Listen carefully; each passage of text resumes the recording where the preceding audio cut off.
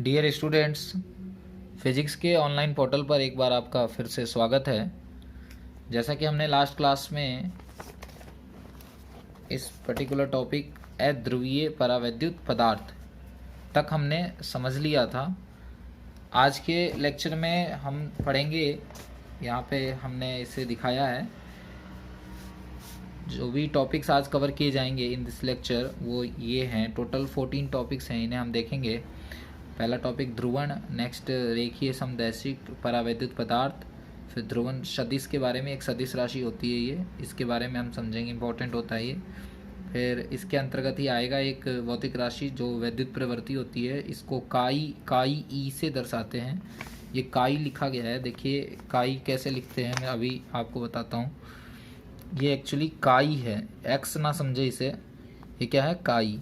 इसे इस तरीके से लिखते हैं, एक तो इस तरीके का लाइन आएगा और एक लाइन जो आएगा वो सीधा आएगा, है ना। एक्स हम लोग ऐसे लिखते हैं, एक्स ऐसे होता है, तो एक्स ऐसे लिखते हैं। लेकिन ये क्या है आपको मैं एक बार वापस से लिख के बता रहा हूँ, इस तरीके से, ठीक है। और उसके बाद एक सीधा लाइन, यानी एक वक्र लाइन और एक सीधा लाइन। और ये ई दर्शाते, ई इलेक्ट्रोस्टैटिक फील्ड के लिए होता है ई। इसी तरीके से आगे हम पढ़ेंगे काई एम। तो काई एम क्या होता है, ये मैग्नेटिक के लिए होता है, ये इलेक्ट्रिक फील्ड के लिए होता है और ये मैग्नेटिक फील्ड के लिए होता है। तो ये आगे हम पढ़ेंगे काई एम। काई एम को जनरली केवल काई भी कहते हैं, लेकिन काई ई में ई लगाना जरूरी है, यानी विद्युत प्रवृत्ति, इसको कहते हैं वैद्युत प्रवृत्ति। तो विद्युत प्रवृत्ति वाले में ई लगाना जरूरी होता है, सफिक्स यहाँ पे जो सफिक्स है इसमें लगाना जरूरी होता है। लेकिन आगे जो हम पढ़ने वाले हैं जो कि चुंबकीय प्रवृत्ति होती है, उसमें अगर आप केवल काई लिखते हो तो वो अंडरस्टूड है कि वो क्या है, चुंबकीय प्रवृत्ति होगी। यानी काई एम भी लिख सकते हैं और केवल काई भी लिख सकते हैं। तो ये एक सिंबल के बारे में था, इसे हम लोग वैद्युत प्रवृत्ति कहते हैं, हम इसको समझेंगे। ये ध्रुवण सदिश के अंतर्गत आता है। नेक्स्ट है धारिता, चालक की धारिता हम पढ़ेंगे। तो चालक की धारिता मतलब इसमें डेफिनेशन के बारे में जानेंगे हम कि चालक की जो धारिता है, ये जो चैप्टर का नाम धारिता है, कैपेसिटेंस, वो क्या होता है। नेक्स्ट क्यूवी वक्र की जो ढाल होती है, यानी हम क्यू यानी आवेश और वी यानी विभव, इनका जो हम लोग ग्राफ खींचेंगे तो उस ग्राफ की जो ढाल होती है यानी टेंजेंट जो होगी उस ग्राफ की प्रवणता, वो क्या होती है, धारिता के बराबर होती है उस चालक की। तो इस चीज़ को हम लोग समझेंगे कैसे होता है ये, इसकी डेफिनेशन के बेस पे आता है। नेक्स्ट धारिता की डिपेंडेंसी, धारिता किन किन चीज़ों पर डिपेंड करता है, किन किन भौतिक राशियों पर डिपेंड करता है या किन किन फैक्टर्स पर डिपेंड करता है, उसे हम लोग समझेंगे धारिता में, धारिता की डिपेंडेंसी टॉपिक में। नेक्स्ट गोलीय चालक की धारिता, ये C is equal to 4 pi epsilon naught epsilon R into R, ये होता है फॉर्मूला होता है। इस फॉर्मूले के को हम लोग डिराइव करेंगे, इस फॉर्मूले के बारे में जानेंगे कैसे आता है, वही यहाँ लिखा गया इंपॉर्टेंट फार्मूला C, यानी गोलीय चालक की धारिता जो होती है वो C जो होती है। कैपेसिटेंस को, धारिता को हम लोग कैपेसिटेंस कहते हैं अंग्रेजी में, और उसको दर्शाते हैं C से, कैपिटल C से। तो C जो निकल के आती है, गोलीय चालक की जो धारिता निकल के आती है वो क्या आती है, 4 pi epsilon naught epsilon R into R. R is the radius of sphere, जो गोलीय चालक है उसका त्रिज्या होता है, राइट। इंपॉर्टेंट फार्मूला यही है, इस फार्मूले के बारे में बताया जा रहा था। नेक्स्ट धारिता के टर्म्स में, यानी लिखा गया है इन टर्म्स ऑफ कैपेसिटेंस। तो इन टर्म्स ऑफ कैपेसिटेंस हमें देखना है परावैद्युतांक की परिभाषा, तो वो हम लोग देखेंगे, है ना। इसे इसके इस परावैद्युतांक की परिभाषा को हमने और भी कई परिभाषाएं इसकी हम लोग और पहले पढ़ चुके हैं, लेकिन अलग अलग बेसिस के आधार पे होते हैं, लेकिन यहाँ पे इन टर्म्स ऑफ कैपेसिटेंस है। नेक्स्ट संधारित्र, संधारित्र को समझेंगे। ये तो हमने धारिता समझा, यहाँ पे इसमें हम लोग समझेंगे संधारित्र क्या होता है, यानी कैपेसिटर की बात हो रही है, राइट। तो ये एक्चुअली धारिता से रिलेटेड ही है, चालक की धारिता को ही आगे एक इंस्ट्रूमेंट बनाया गया, एक तरीके से एक डिवाइस बनाया गया, यंत्र एक प्रकार से आप समझ कह सकते हैं इसको। तो ये संधारित्र, ये कैपेसिटर होता है जो पंखे में लगा होता है, वाइट कलर का आपने देखा होगा, सिलिंड्रिकल लगा होता है।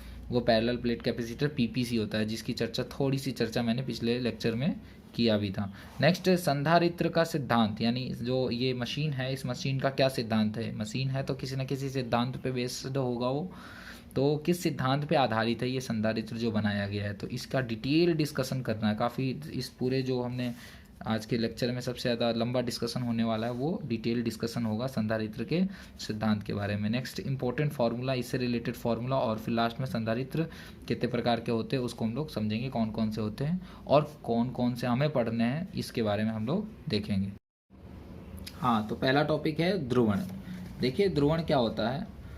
बाह्य विद्युत क्षेत्र की उपस्थिति में परावैद्युत पदार्थ में विद्युत द्विध्रुव आघूर्ण का प्रेरित होना परावैद्युत पदार्थ का ध्रुवण कहलाता है। मैंने पिछली क्लास में बताया था, यहाँ ध्यान दीजिए, ये एक परावैद्युत पदार्थ है। इसमें नॉर्मल कंडीशन में, जैसे मान लीजिए ध्रुवीय है, ध्रुवीय कुछ भी ले ले इसको, नॉर्मल कंडीशन में इसमें नेट मोमेंट जो होता है वो क्या होता है, जीरो होता है। नेट मोमेंट क्या होता है, जीरो होता है। पिछली क्लास में बताया गया था, इधर माइनस इधर प्लस, और ऐसा ही कोई इधर होगा माइनस और इधर प्लस, जो इसके अणु होते हैं तो वो डायपोल की तरह, नन्हे डायपोल की तरह काम करते हैं।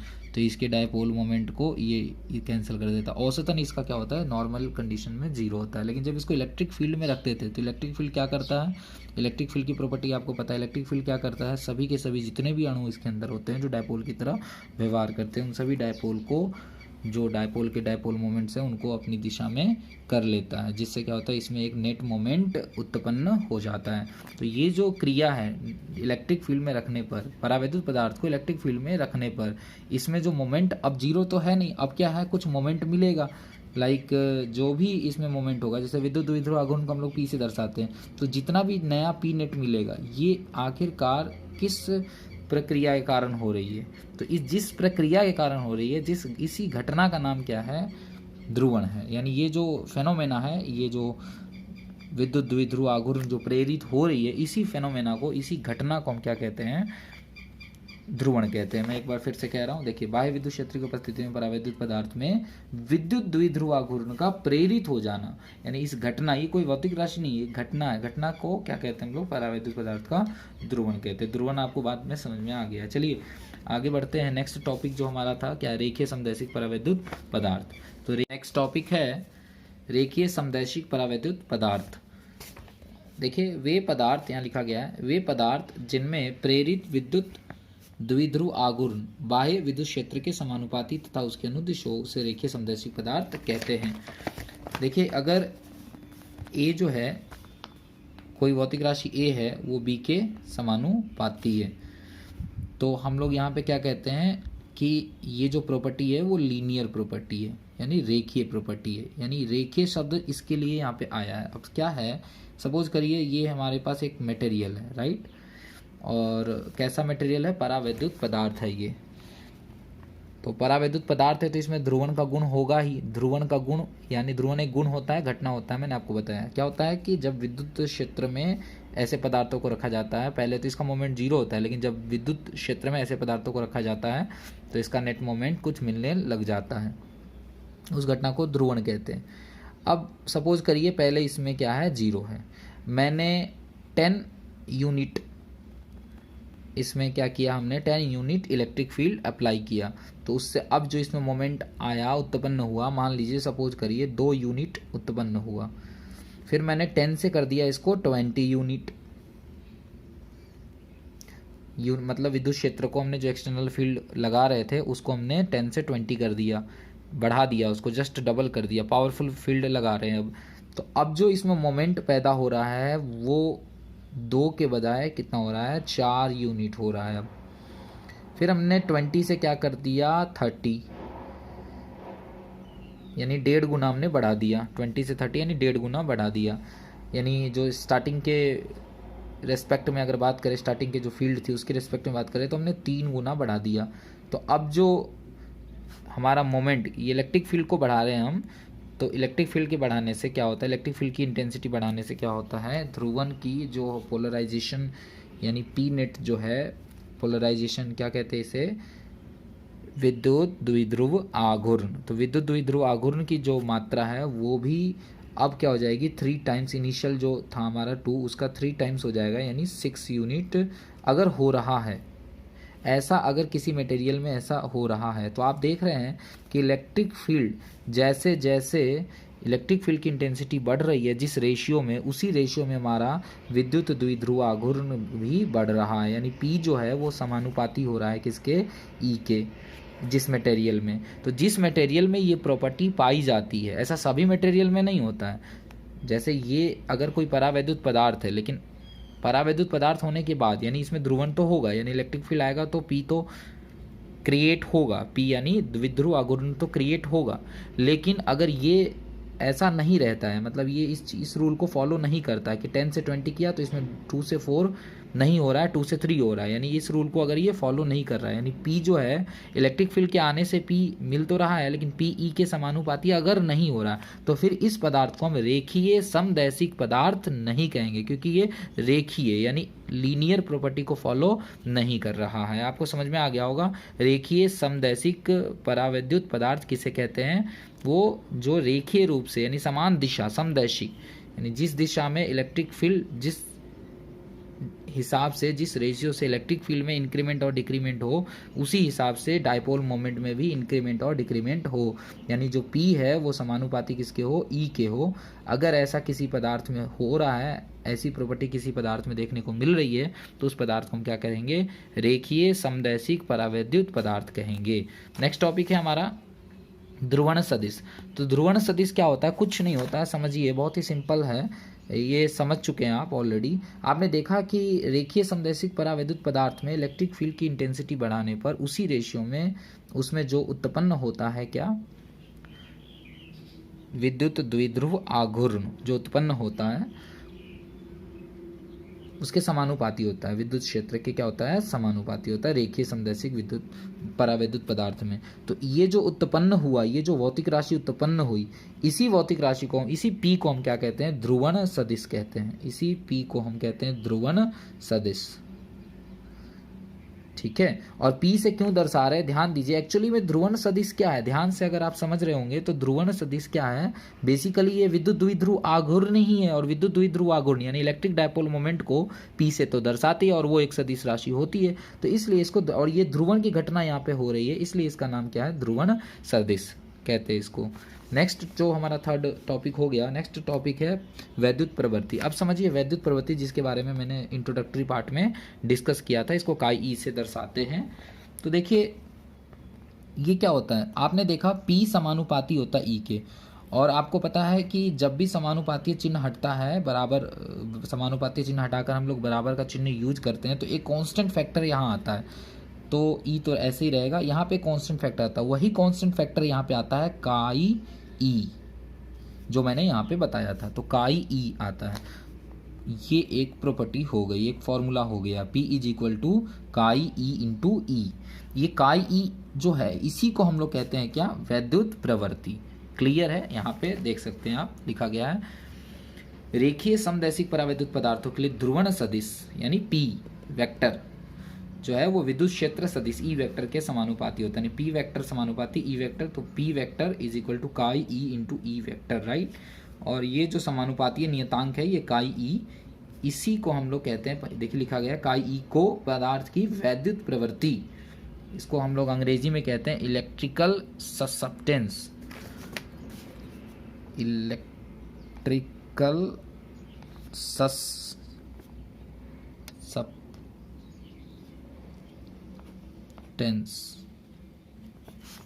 इलेक्ट्रिकल ससेप्टेंस इसको कहते हैं, है ना, या इलेक्ट्रिकल ससेप्टिबिलिटी,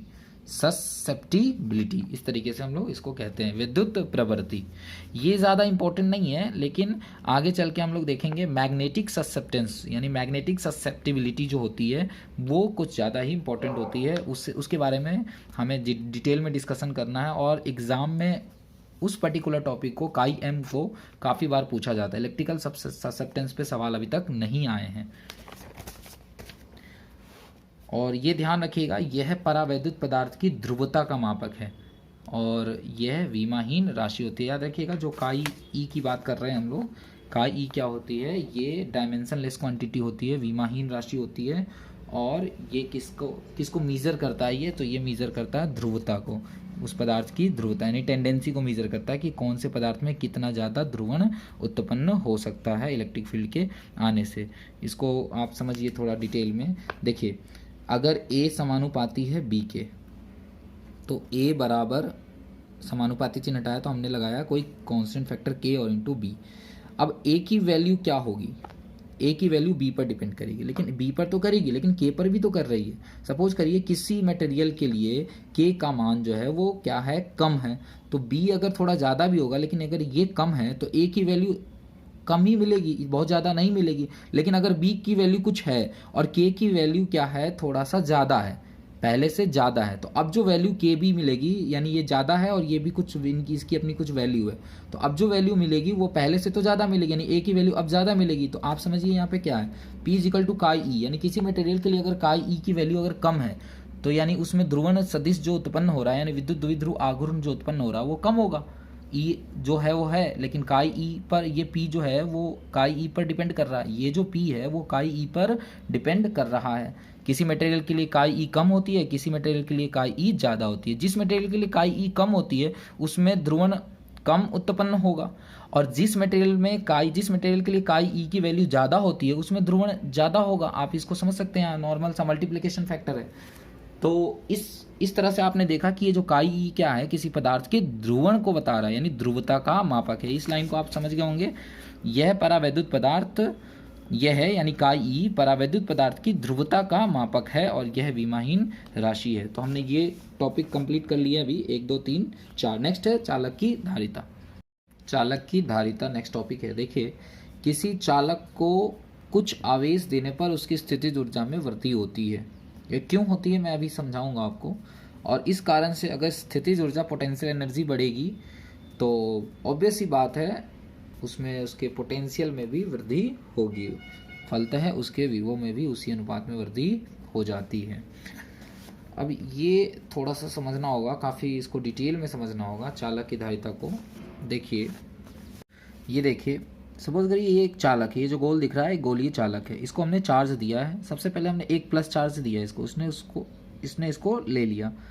फिर इसकी जो कैपेसिटी है टोटल चार्ज लेने की, आप इस गोले को देख के ये ना समझे कि चार्ज इसके अंदर कहाँ है। पिछले लेक्चर में मैंने बताया था कि चालक जो है वो उसके सरफेस पे होता है। तो ये गोला जो है, ये जो पॉजिटिव चार्ज दिख रहे हैं ये इसके अंदर नहीं है, ये इसके सरफेस पे, ये गोले के सरफेस पे, ऊपरी सरफेस पे है। ये मैं कह रहा था कि अगर इस चालक की टोटल कैपेसिटी है 10 पॉजिटिव चार्ज लेने की, अगर इसकी कैपेसिटी है 10 पॉजिटिव चार्ज लेने की, तो हम इसको एक देंगे तो ले लेगा, 2 3 4 इस तरीके से 10 आवेश देंगे, 10 पॉजिटिव आवेश, तो ये ले लेगा। लेकिन अगर हम 11वां चार्ज देंगे, ये जो दिख रहा है आपका एक्स्ट्रा, ये जो प्लस दिख रहा है, अगर मैं 11वां पॉजिटिव चार्ज इसको देना चाहूँगा तो क्या ये लेगा? आंसर है नहीं लेगा, नो, ये नहीं लेगा। तो अब आप सोच रहे होंगे कि उस चार्ज का होगा क्या। देखिए, इसको समझने के लिए इसको हम थोड़ी देर में बताते हैं, डील करते हैं। ये जो सिनेरियो है ये माइंड में रखिएगा। अब यहाँ पे ध्यान दीजिए, सपोज करिए एक 20 लीटर की बाल्टी है, बकेट है एक, है ना। तो उसमें अगर हमने पानी डाला है 1 litre 2 litre 10 litre, maximum 20 litre तक पानी हम उसमें डाल सकते हैं। 20 लीटर तक पानी ये ले लेगा। लेकिन अब अगर 20 लीटर के बाद हमने एक ग्लास या एक जग पानी और हम इसमें डाल रहे हैं, तो क्या होगा उस पानी का, वो इससे ओवरफ्लो हो जाएगा नीचे। क्लियर है? ये तो ऑटोमेटिक, ये तो अंडरस्टैंडेबल है ये चीज़ तो, कि बिल्कुल है। अगर पानी हम डालेंगे एक्स्ट्रा जो भी उसकी कैपेसिटी है तो क्या होगा, ओवरफ्लो हो जाएगा। यही ओवरफ्लो यहाँ भी होता है। तो यहाँ तो कहाँ होगा, जैसे जहाँ जिस जगह पे बकेट रखा गया उसके आसपास जो फ्लोर होगा उस फ्लोर पे पानी गिर जाएगा। तो ये बात आपको समझ में आ गई। यहाँ पे क्या होगा कि यहाँ भी ओवरफ्लो होता है, यहाँ भी चार्जेस का ओवरफ्लो होता है। अगर कैपेसिटेंस से किसी चालक की जो कैपेसिटी है उस कैपेसिटी से ज़्यादा चार्ज देंगे तो क्या होगा कि वो ओवरफ्लो हो जाएगा इन्वायरमेंट में। इसके आसपास क्या होगा, हवा होगा, निर्वात होगा, या जो भी इन्वायरमेंट आप, जैसे कोई परावैद्युत पदार्थ के अंदर रख दिया इसको आपने, तो उस परावैद्युत पदार्थ में ट्रांसफर हो जाएगा ये। ठीक है। अगर ये किसी चालक के संपर्क में है, जैसे ये गोला ऑलरेडी किसी चालक के संपर्क में है, ये कोई दूसरा गोला है, तब तो अगर संपर्क में है तो ये चार्ज अगर हम इसको देंगे तो इसको ट्रांसफर, वो तो ऐसा है नहीं कि इसको मिलेगा। मैंने आपको बताया था इक्वली डिस्ट्रीब्यूट हो जाता है चार्ज, राइट। यानी इसको अगर हम चार्ज देंगे तो वो केवल इस पे तो रहेगा नहीं, जो भी चार्ज देंगे वो पूरे ये एक सरफेस है दोनों मिला के। तो अगर ये भी चालक होता और इसके कांटेक्ट में होता तो ये जो दोनों मिला के जो कैपेसिटी है उस कैपेसिटी के हिसाब से ये लेते, और फिर उसके बाद अगर हम चार्जेस और देते तो फिर ये दोनों मिला के ओवरफ्लो करते बाहर की ओर इन्वायरमेंट में, तो जिस इन्वायरमेंट में ये रखे गए हैं। यानी आपने देखा कि जैसे बाल्टी में ओवरफ्लो होता है वैसे चालक की भी चार्ज लेने की एक अपनी कैपेसिटी होती है, उसके बाद ओवरफ्लो होने लग जाता है वो।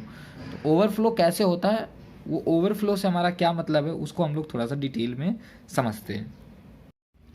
ओवरफ्लो को समझते हैं हम। देखिए, ये चालक है।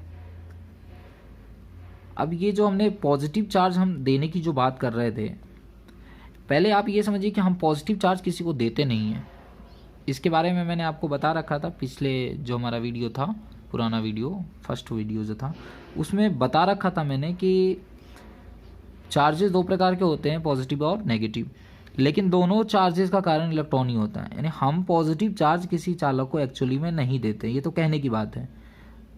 होता क्या है एक्चुअली में, अगर मुझे इसको पॉजिटिव चार्ज करना है तो मैं इसके अंदर जो इलेक्ट्रॉन है, ढेर सारे इसके अंदर चालक है तो इलेक्ट्रॉन्स होंगे ही, फ्री इलेक्ट्रॉन्स, इनके अंदर जो हैं उनमें से एक इलेक्ट्रॉन को मैं अगर बाहर ले लेता हूँ तो फिर उस एक इलेक्ट्रॉन के बराबर का आवेश, एक पॉजिटिव चार्ज इस पर डेवलप हो जाएगा, क्योंकि इसमें इलेक्ट्रॉन की कमी हो गई, एक नेगेटिव कम हो गया, तो ये टोटल ओवरऑल एक पॉजिटिव चार्ज होता है। जब भी हम ऐसा कहते हैं कि हमने एक पॉजिटिव चार्ज दिया है, तो एक्चुअली में हमने पॉजिटिव चार्ज दिया नहीं है, बल्कि उस चालक से एक इलेक्ट्रॉन लिया है, इसलिए उस पदार्थ पर एक पॉजिटिव चार्ज डेवलप हो जाता है।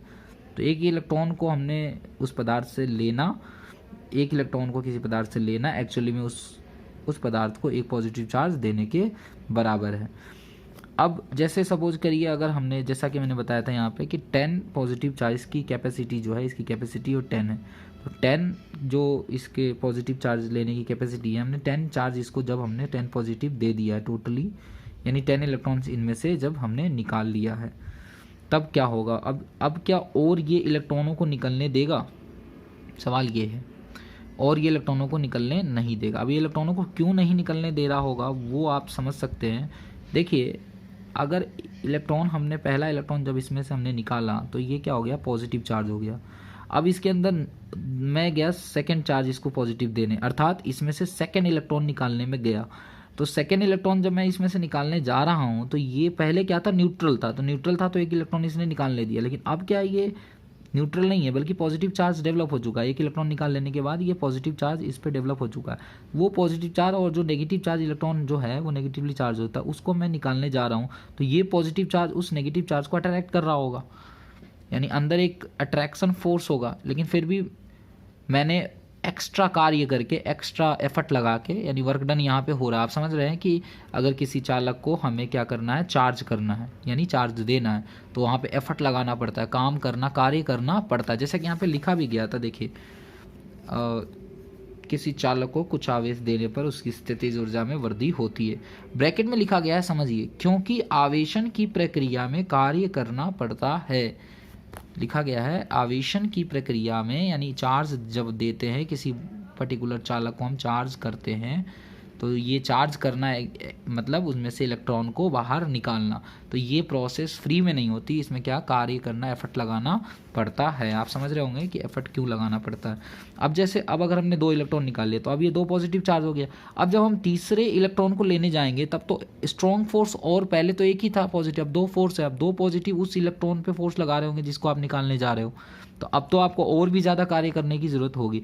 इस तरीके से आप एफर्ट लगा के उसमें जो भी फ्री इलेक्ट्रॉन्स हैं उनको आप निकाल सकते हो, लेकिन इसमें नंबर ऑफ फ्री इलेक्ट्रॉन्स अपने एक लिमिटेड होते हैं।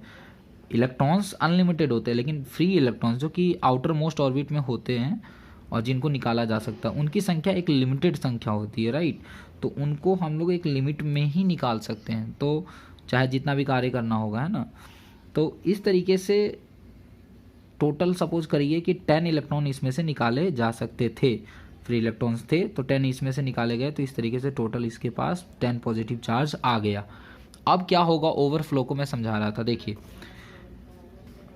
अब अगर मैंने एक और इलेक्ट्रॉन इनमें से निकालने की कोशिश किया, यानी इसको एक और पॉजिटिव चार्ज देने की कोशिश अगर मैंने किया, तो क्या होगा, इसके आसपास, जैसे ये जो चालक है इसके आसपास क्या है, कुचालक पदार्थ है, कुचालक हवा है, राइट, हवा में रखा गया होगा। हवा में क्या है, नाइट्रोजन, मोस्टली तो यही है। यानी वहाँ भी अगर किसी, जैसे सपोज करिए ये हवा का एक मॉलिक्यूल है, ये जो दिख रहा है आपको, जो बिंदु दिख रहा है, तो एक्चुअली में इस बिंदु को मैं यहाँ पे थोड़ा, इस ये जो पॉइंट है, ये जो हवा है, इस मॉलिक्यूल को, इसके एटम को मैं यहाँ पे बना रहा हूँ। ये ऐसा है, इसके अंदर न्यूक्लियस है, उसके चारों ओर क्या है, सेल्स हैं, इसमें भी इलेक्ट्रॉन्स क्या है, ये जो मॉलिक्यूल दिख रहा है इसके अंदर भी इलेक्ट्रॉन्स, फ्री इलेक्ट्रॉन्स हैं, इलेक्ट्रॉन्स हैं जो कि इसके चारों ओर, फ्री इलेक्ट्रॉन्स नहीं कह सकते, लेकिन इलेक्ट्रॉन हैं जो इसके चारों ओर क्या हैं, रोटेट कर रहे हैं। अब अगर मैंने इसको और एक पॉजिटिव चार्ज दिया, आप समझ रहे, इलेक्ट्रॉन निकाला, राइट, वही बात है। अगर हमने इसको पॉजिटिव चार्ज दिया तो क्या होगा,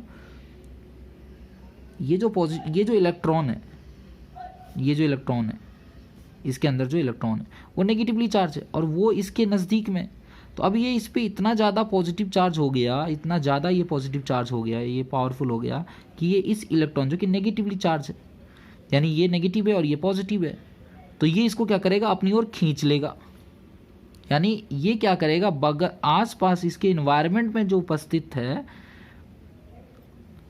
कुचालक जो मीडियम है, परावैद्युत पदार्थ जो है, उस मीडियम का ये भंजन करता है, ब्रेक डाउन करता है, उसमें से इलेक्ट्रॉन को ये खींच लेगा अपनी ओर, उसमें से इलेक्ट्रॉन खींच रहा है। तो सर ये पहले क्यों नहीं खींच रहा था, आप ऐसे सोच रहे होंगे कि पहले भी तो खींच सकता था। नहीं, ये इलेक्ट्रॉन जो इसके अंदर है वो क्या है, यहाँ पे ध्यान दीजिए, वो इलेक्ट्रॉन जो है वो न्यूक्लियस से ऑलरेडी अट्रैक्टेड है, तो पहले इधर से ट्राई किया जा रहा था इसको खींचने का, लेकिन जो ट्राई कर रहा था वो उसमें इतनी शक्ति नहीं थी कि वो इसको खींच ले, क्योंकि पहले इस पे चार्जेस कम थे।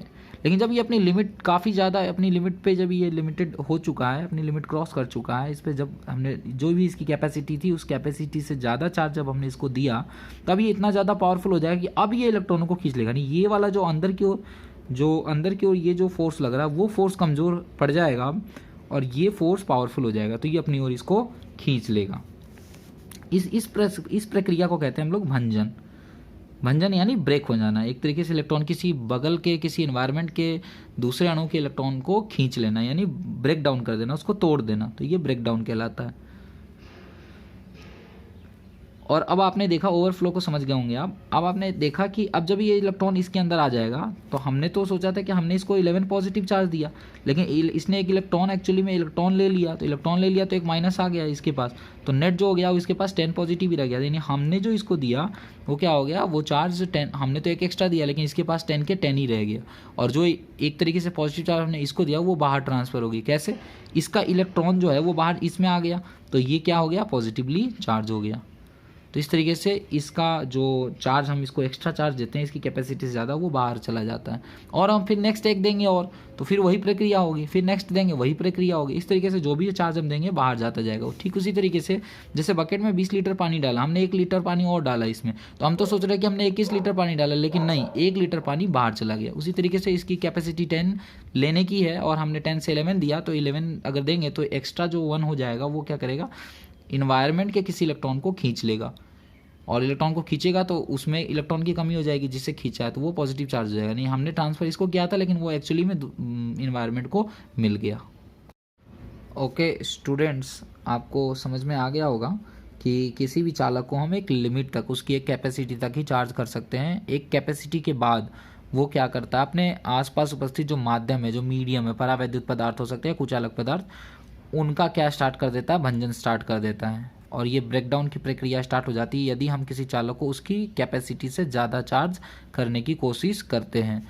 तो आपको समझ में आ गया होगा कि चालक की धारिता क्या होती है, जो हमारा नेक्स्ट टॉपिक था। चालक की धारिता किसी भी चालक की आवेश, किसी भी चालक को आवेशित कर सकने की एक लिमिट होती है, आवेश देने की एक लिमिट होती है, वो उसके धारिता पर डिपेंड करती है, उसकी कैपेसिटी पर डिपेंड करती है, उसे हम लोग उस चालक की धारिता कहते हैं।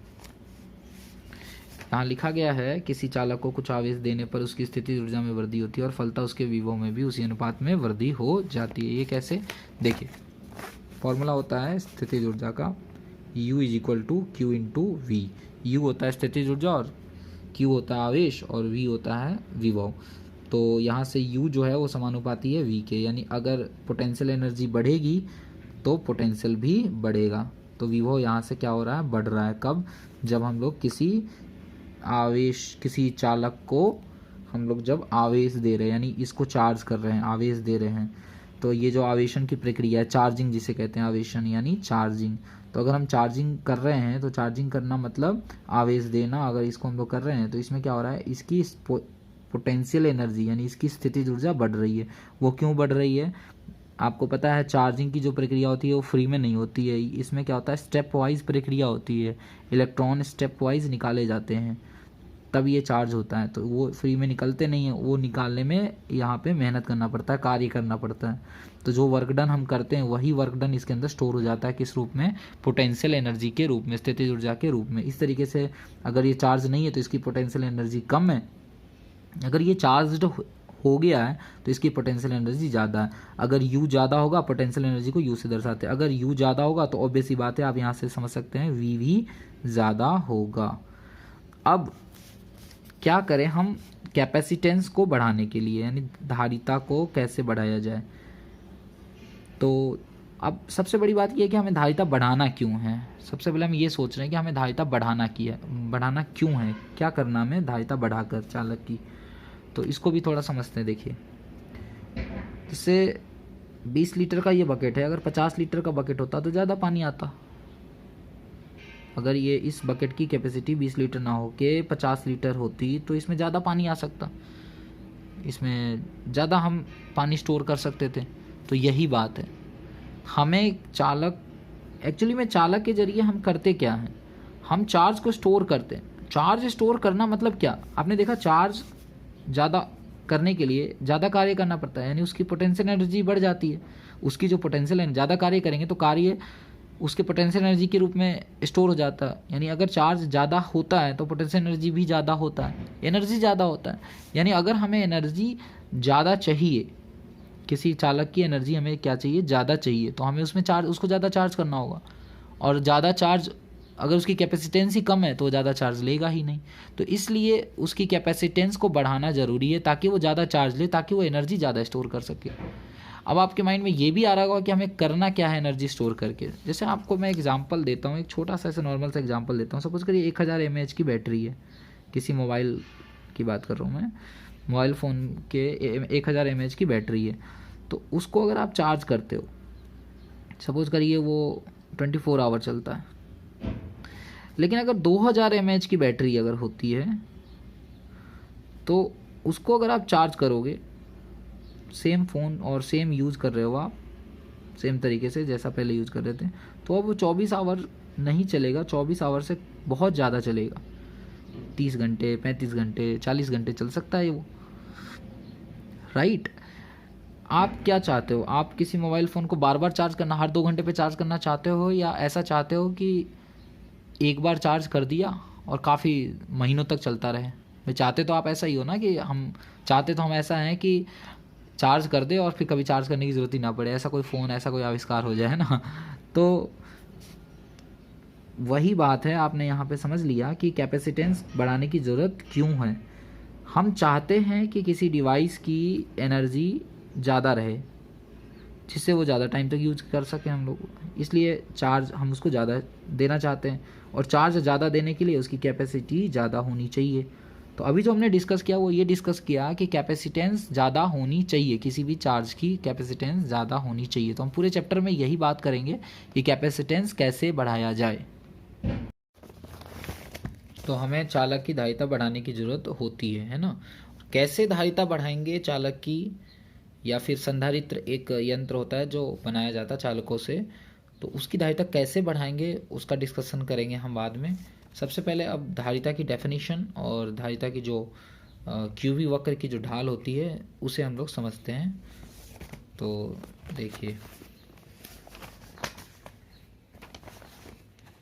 हाँ, ये भी क्लियर होना चाहिए कि चार्जिंग करेंगे तो उसकी स्थितिज ऊर्जा बढ़ेगी, और स्थितिज ऊर्जा बढ़ेगी तो उसके विभव में वृद्धि होगी, उसी अनुपात में विभव में वृद्धि होगी। यानी चार्ज बढ़ाएंगे, किसी चालक को चार्ज ज़्यादा देंगे तो उसी अनुपात में उसके पोटेंशियल में भी वृद्धि होगी। पोटेंशियल एनर्जी बढ़ती है तो पोटेंशियल एनर्जी बढ़ने से पोटेंशियल में भी वृद्धि होती है।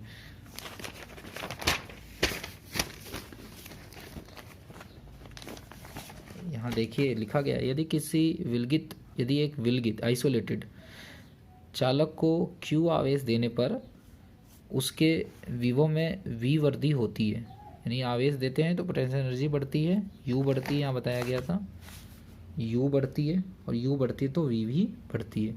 तो अगर हम किसी आवेश को, किसी चालक को अगर हमने Q चार्ज दिया है जिससे इसका पोटेंशियल V बढ़ गया, पहले कुछ रहा होगा पोटेंशियल, अब उसमें v ऐड हो गया, एक्स्ट्रा v बढ़ गया। हमने पहले कुछ चार्ज इसके पास रहा होगा, उसको हमने एक्स्ट्रा चार्ज q दिया, तो उस q चार्ज देने से v पोटेंशियल वृद्धि हुई है, तो q समानुपाती v होगा, या q जो होगा वो हम लिख सकते हैं समानुपाती चिन्ह हटा के c इंटू वी। यही जो c आया, समानुपाती चिन्ह हटाते हैं तो क्या एक नियतांक लगता है, वही आया c। इसी c को हम लोग क्या कहते हैं, चालक की धारिता कहते हैं। मतलब अभी बताया था मैंने थोड़ी देर पहले, a बराबर k b है ना, तो k ज़्यादा होगा तो a भी ज़्यादा होगा, k कम होगा तो a भी कम होगा, यहाँ पे बताया गया था, राइट। उसी तरीके से यहाँ पर c जो है वो अगर कम है तो q भी कम होगा, और c अगर ज़्यादा है, c अगर ज़्यादा है तो q भी ज़्यादा होगा। तो यानी अगर ज़्यादा चार्ज देना है, यानी ज़्यादा एनर्जी स्टोर करनी है किसी चालक को, तो उसके लिए c को ज़्यादा होना चाहिए, c ज़्यादा होना चाहिए, यानी धारिता ज़्यादा होनी चाहिए। इसी समानुपाती नियतांक को हम लोग क्या कहते हैं, चालक की धारिता कहते हैं। तो धारिता ज़्यादा होगी तो चार्ज ज़्यादा लेगा, धारिता कम होगी तो चार्ज कम लेगा, और एनर्जी उस हिसाब से मेंटेन होगा। अब यहाँ से c इज इक्वल टू क्या होगा, q अपॉन v, राइट, यहाँ पे c। और ये इसकी डेफिनेशन भी हम लोग कह सकते हैं कि चार्ज और पोटेंशियल, चार्ज और पोटेंशियल के अनुपात को हम लोग क्या कहते हैं, यानी आवेश और विभव के अनुपात को हम लोग क्या कहते हैं, उस चालक की धारिता कहते हैं। ऐसा ही मात्रक क्या हो जाएगा, देखिए c is equal to q upon v। तो q का क्या होता है, कूलाम, ठीक है, और v का क्या होता है, वोल्ट। तो कूलाम पर वोल्ट, पूरा लिख देता हूँ मैं, कूलाम पर वोल्ट, वीओ क्या है, वोल्ट। तो कूलाम पर वोल्ट होता है किसका मात्रक, ऐसा ही मात्रक होता है किसका, धारिता का। और कूलाम पर वोल्ट को हम लोग शॉर्ट में कहते हैं फैरेड। क्या कहते हैं, फैरेड, फैराडे नहीं, फैराडे जो है वो क्या है, आवेश का सबसे बड़ा मात्रक है, आवेश का मात्रक होता है फैराडे, लेकिन ये क्या है, फैराडे नहीं है, ये क्या है, फैरड। हिंदी में लिख देता हूँ मैं, फैरड, है ना, फैराड भी कह सकते हैं आप इसको, फैराड, मैं अक्सर फैराड वर्ड यूज़ करता हूँ ना, माइक्रो फैराड, तो फैरड भी कहते हैं वैसे इसको, है ना। तो फैरड किसको कहते हैं, कूलाम पर वोल्ट को कहते हैं। वैसा ही मात्रक होता है ये किसका, धारिता का, चालक की धारिता का। चालक की धारिता का सूत्र क्या होगा, c is equal to q upon v, ठीक है, यहाँ लिखा गया ऐसा ही मात्रक, और इसे फैरड कहते हैं इसे। अच्छा ये बताना भूल गया मैं, देखिए फैरड को हम लोग डिनोट करेंगे किससे, कैपिटल F से, है ना। किससे डिनोट करेंगे, कैपिटल F से, स्मॉल f से नहीं करते हैं, किससे करते हैं, कैपिटल F से, वीमा। तो वीमा सिंपल है, आप समझ सकते हैं, c is equal to q upon v। तो कूलाम पर वोल्ट, कूलाम का क्या होगा, 80 होगा, राइट, कूलाम का 80 होगा। और v जो होता है वो क्या होता है, v पिछले चैप्टर्स में बताया गया था, v जो होता है वो होता है w अपॉन q। एकांक आवेश को लाने में जितना कार्य करना पड़ता है उसे क्या कहते हैं, विभव कहते हैं। अनंत से लाते हैं ना, अनंत से एकांक आवेश को विद्युत क्षेत्र के किसी बिंदु तक लाने में जितना कार्य करना पड़ता है, यानी कार्य बटा आवेश को क्या कहते हैं हम लोग, पोटेंशियल कहते हैं। तो v वोल्ट, वोल्ट क्या होगा, जूल, और जूल का क्या होता है, mL2T-2, और जूल पर कूलाम, कूलाम ऊपर चला जाएगा, यानी a का A2 हो जाएगा, t का T2 हो जाएगा। तो इस तरीके से क्या हो गया, m-1, m ऊपर गया, L-2, ठीक है, T2 पहले से है और T-2 ऊपर जाएगा तो +2, यानी t का पावर 4 और a की पावर 2। इस तरीके से ये आ गया m-1 L-2 T4 और a की पावर 2। यहाँ ध्यान दीजिए, m-1 L-2 देख सकते हैं,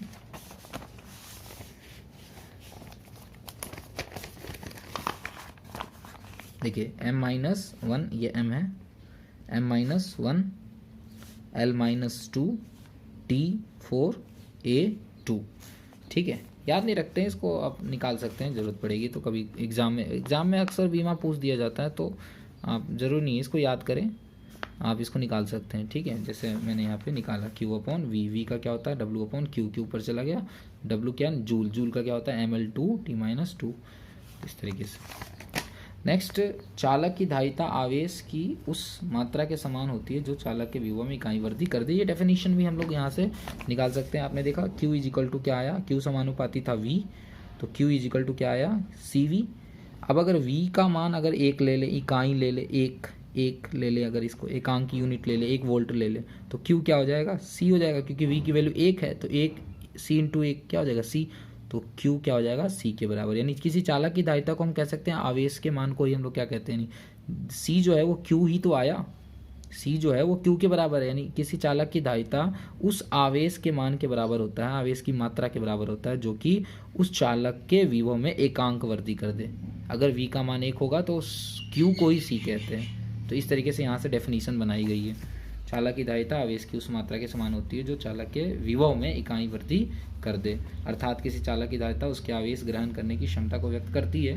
बिल्कुल, एक चालक विभव के एक निश्चित अधिकतम मान तक ही आवेश ग्रहण कर सकता है। ये बात मैंने काफ़ी डिटेल में समझाया है कि जैसे जैसे हम यहाँ पे देखिए, थोड़ा सा यहाँ पे ध्यान दीजिए, जैसे जैसे हम इसको चार्ज कर रहे थे तो वैसे वैसे इसका पोटेंशियल एनर्जी बढ़ रहा था, जिससे इसकी पोटेंशियल भी V जो है इसका बढ़ रहा था। तो ये तो अनलिमिटेड चार्ज तो ले नहीं सकता, एक लिमिट तक ही ये चार्ज ले सकता है, यानी एक लिमिट तक ही इसकी पोटेंशियल एनर्जी बढ़ सकती है। अर्थात एक लिमिट तक ही इसकी पोटेंशियल, यानी एक लिमिट तक ही इसके विभव में वृद्धि हो सकती है। तो वही लिखा गया है कि किसी चालक की धारिता उसके आवेश ग्रहण करने की क्षमता को व्यक्त करती है। क्लियर है? एक चालक, कोई चालक जो है वो क्या, विभव के एक निश्चित अधिकतम मान तक ही, विभव के एक निश्चित अधिकतम मान तक ही, है ना, विभव का एक मान फिक्स होगा हर चालक के लिए, उस पोटेंशियल तक, इतने वोल्ट तक ही आवेश ग्रहण कर सकता है। इसके बाद क्या हो जाता है बताइए? तो इसके बाद ब्रेकडाउन स्टार्ट हो जाता है, मीडियम का, माध्यम का ब्रेकडाउन स्टार्ट हो जाता है उस पोटेंशियल के बाद। अगर चार्ज बढ़ाएंगे पोटेंशियल एनर्जी बढ़ेगी, पोटेंशियल बढ़ेगा, और पोटेंशियल बढ़ेगा तो उसके बाद क्या होगा, वो इतना पावरफुल हो जाएगा कि फोर्स लगा के ब्रेकडाउन करना स्टार्ट कर देता है। नेक्स्ट क्यूवी वक्र, ये हमने टॉपिक यहाँ तक कंप्लीट कर लिया धारिता। अब क्यूवी वक्र की ढाल जो होती है वो धारिता के बराबर होती है। तो ये तो बहुत ही कॉमन सी बात है। देखिए यहाँ समझिए इस चीज़ को, हमने बनाया एक वक्र, एक ग्राफ बनाया, Q को रखा हमने y एक्सिस पे और V को रखा हमने x एक्सिस पर। आपको पता है Q समानुपाती होता है किसके, V के, और Q बराबर क्या होता है C इंटू V। तो Q अगर समानुपाती है V के तो जिस रेशियो में पोटेंशियल बढ़ेगा उसी रेशियो में हमारा चार्ज, यानी जिस रेशियो में चार्ज बढ़ेगा उसी रेशियो में पोटेंशियल भी बढ़ेगा। तो QV का ग्राफ जो होगा वो एक सरल रेखीय होगा, सरल रेखा होगा, राइट, एक लीनियर ग्राफ बनेगा Q और V में। जिस रेशियो में हमारा V बढ़ रहा है उसी रेशियो में हमारा Q भी बढ़ रहा है। अब इस ग्राफ की जो ढाल होती है, तो ढाल आपको पता है tan थीटा होता है। इस तरीके से हम ग्राफ पर कहीं भी इस तरीके से x और y एक्सिस में कुछ फैक्टर्स लेंगे, ये सपोज करिए थीटा है, तो जो इस ग्राफ की जो ढाल होगी जो होती है m से दर्शाते हैं टेंजेंट को, तो m इज इक्वल टू हो जाता है tan थीटा, मैथमेटिक्स में आपने पढ़ा होगा। तो ये क्या हो जाता है tan थीटा, यानी लंब बटे आधार। तो Q लंब क्या है, डेल्टा Q होगा, ये कुछ Q एक्सिस पर है ये, तो डेल्टा Q चार्जेस होगा, और ये क्या होगा डेल्टा V हो जाएगा। यहाँ से यहाँ तक कुछ पोटेंशियल होगा तो डेल्टा V, तो del Q upon del V।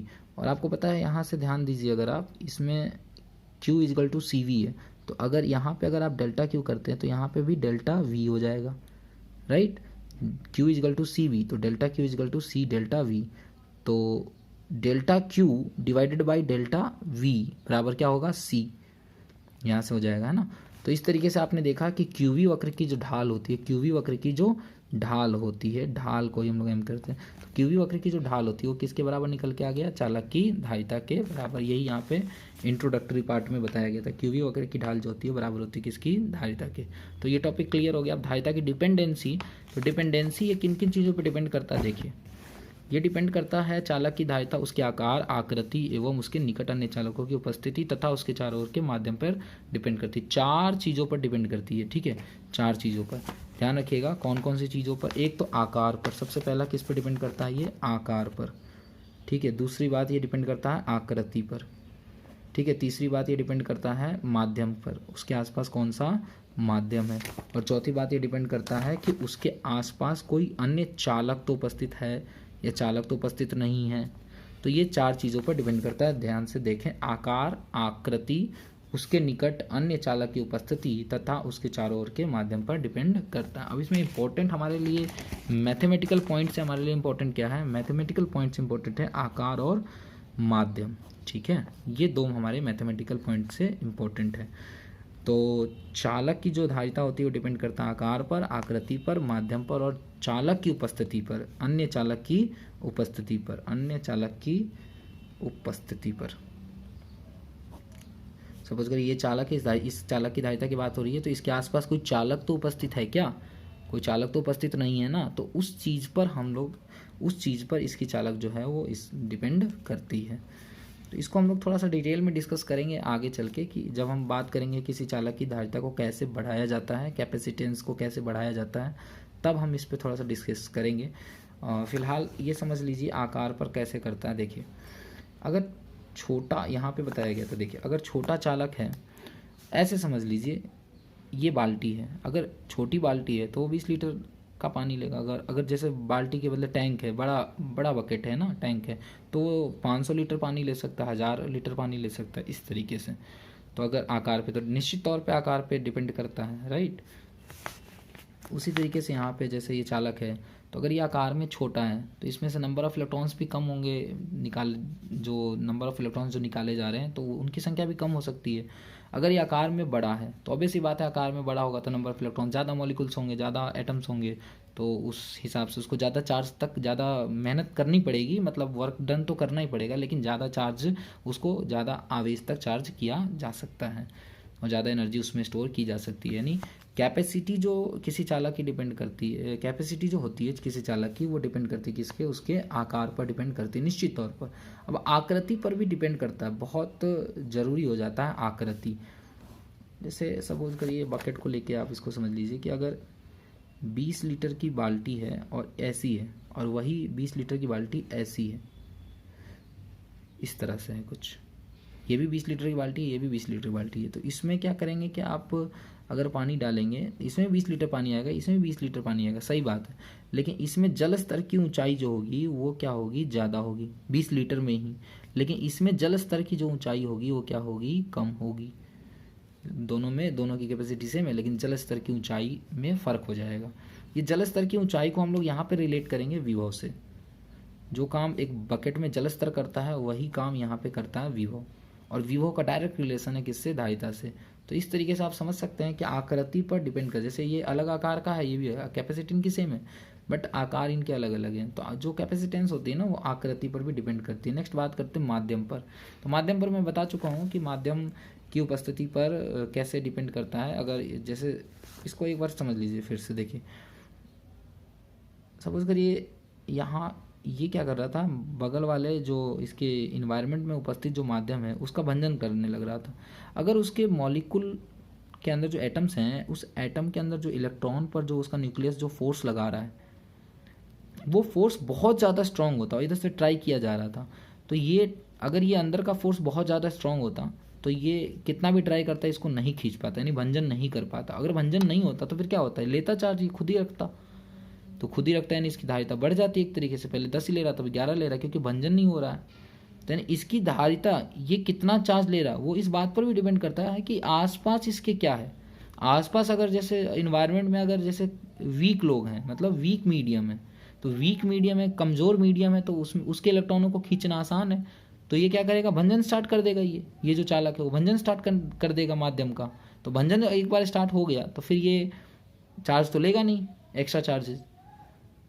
तो आप समझ रहे हैं कि भंजन डिपेंड करता है माध्यम पर, और भंजन पर डिपेंड करता है इसकी धारिता, यानी इसकी धारिता माध्यम पर डिपेंड कर रही है। अगर माध्यम वीक है तो इसकी धारिता कम होगी, अगर माध्यम स्ट्रॉन्ग है, माध्यम स्ट्रॉन्ग है, अगर इसके आसपास जो उपस्थित है वो माध्यम अगर स्ट्रॉन्ग है, तो माध्यम स्ट्रॉन्ग होगा तो फिर इसकी धारिता भी ज़्यादा होगी, क्योंकि भंजन जल्दी नहीं होगा, भंजन बाद में होगा, देर से होगा। जितनी देरी से भंजन होगा, जितनी बाद में भंजन होगा, उतना देर तक ये चार्ज लेता रहेगा, यानी इसकी कैपेसिटी बढ़ गई।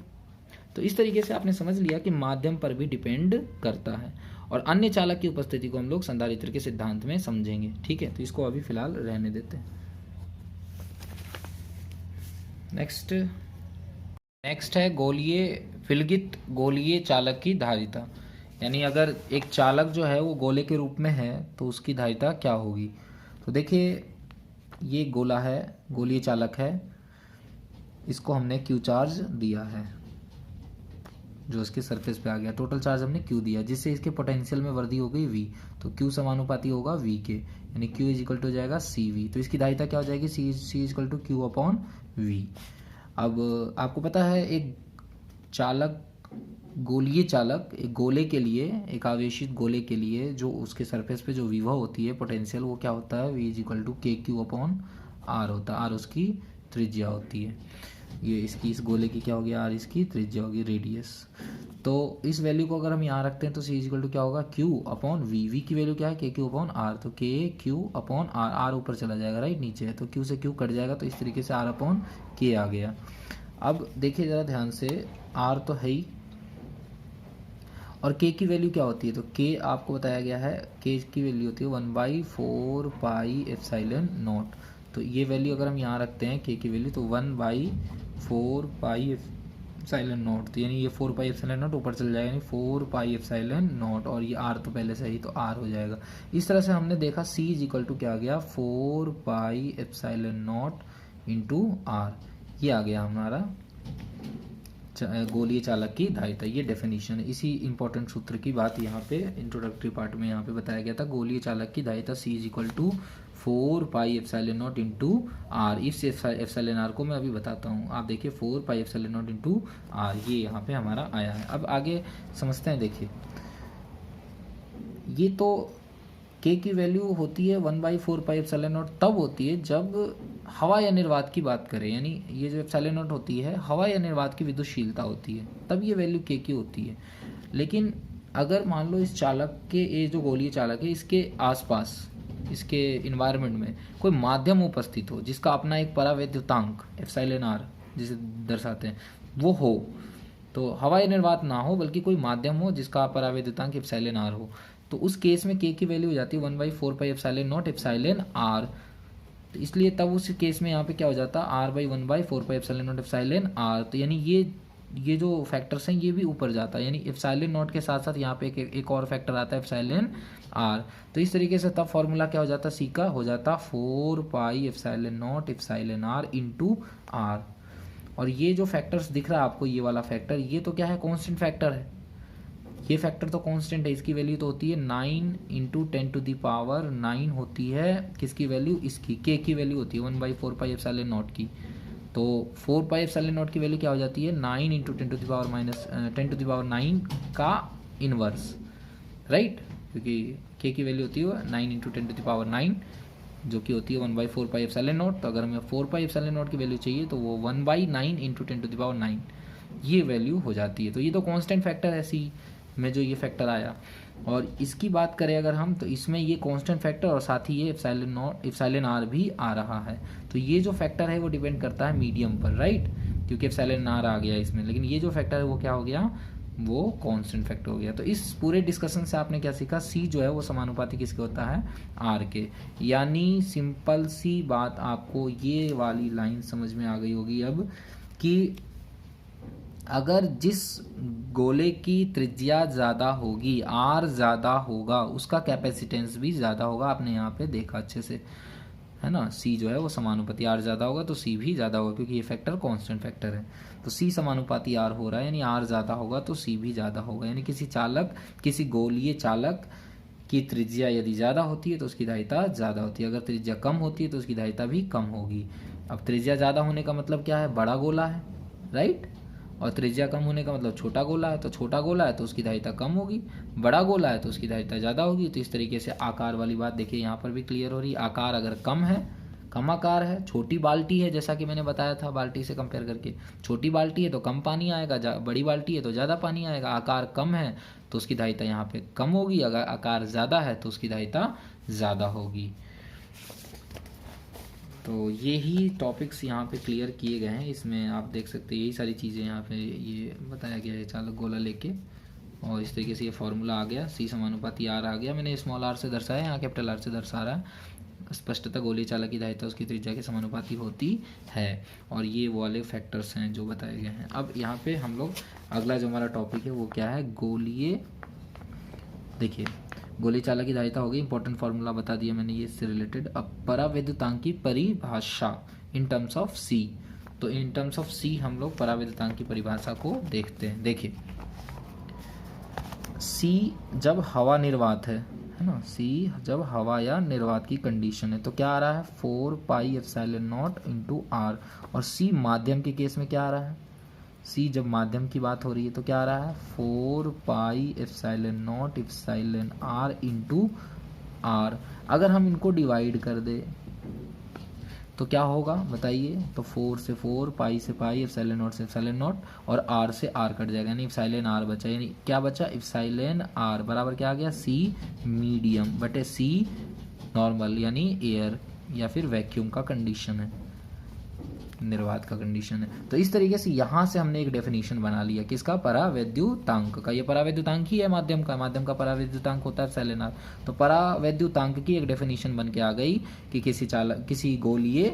किसी विलगित गोलीय चालक की धारिता उस माध्यम में तथा उस हवा या निर्वात के कंडीशन में, इनके अनुपात को क्या कहते हैं हम लोग, परावैद्युतांक कहते हैं। देखिए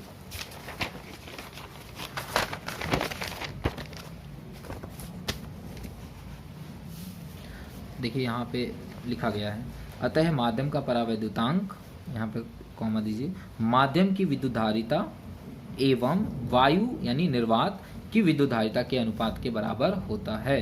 यानी हम यहाँ पे लिख सकते हैं कि एप्सिलॉन आर जो है वो किसके बराबर है, सी मीडियम और डिवाइडेड बाई सी एयर, या फिर हम लोग कह सकते हैं वैक्यूम।